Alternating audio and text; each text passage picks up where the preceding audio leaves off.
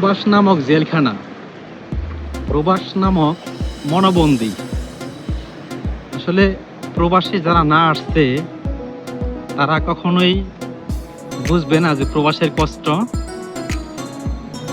আর যারা বাংলাদেশে আছে সেই ভাই বেড়াদার বন্ধু বান্ধব হয়তো আসার জন্য অনেক ব্যস্ত। আর অ্যাকচুয়ালি ওনারা না আসলে বুঝতে পারবো না যে কতটা কষ্ট প্রবাসে।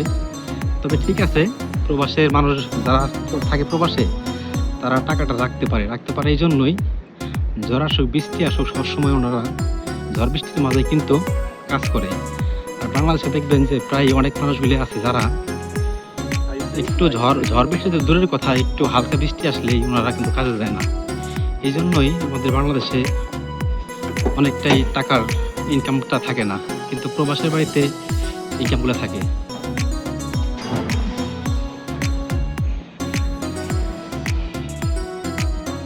এই জন্য যারা আসবেন প্রবাসে অবশ্যই বুঝে শুনে আসবেন।